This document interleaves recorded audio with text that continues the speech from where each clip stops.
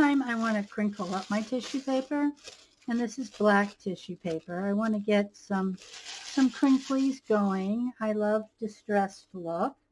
And again, I'm going to kind of start the same way. I'm going to put just a little bit of a gold down. And this gold is the inexpensive gold. As you can see, it's fairly transparent. It's not one of the heavier golds. This is the, I think, folk art metallic gold. So I also want to put some texture in my gold. So here I'm just using a little bit of this. It's a shelf lining, I think. And then I want to end up with a little bit of color in my gold. Now, because I'm using black paper, I really want to use opaque colors. So I'm just putting a tiny bit. Now, one of the things that I do know about working with this process is it really is good to use another plate to load your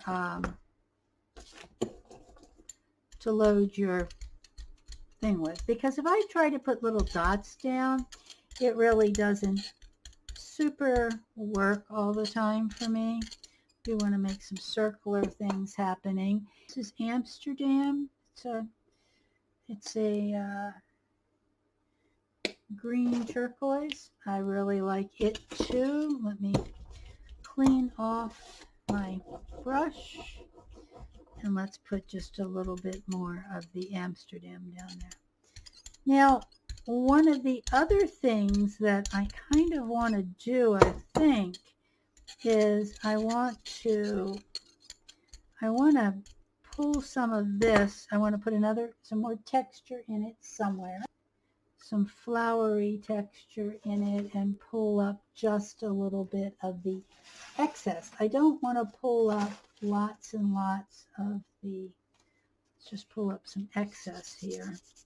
I don't want to pull up necessarily that much of the gold. I do want to end up having this kind of pull through a little bit, and let's put another and another.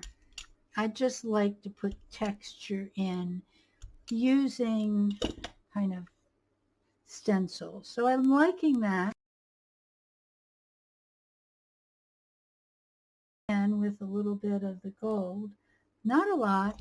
I just want to put enough on that it's going to pull up what I have there.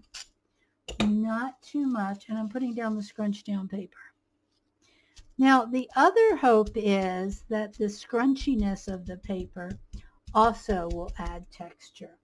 So with tissue paper, you do not want to, you don't want to kind of scrub it. So I usually have a piece of scrap here. And that way, when I actually try to press it down better, or use my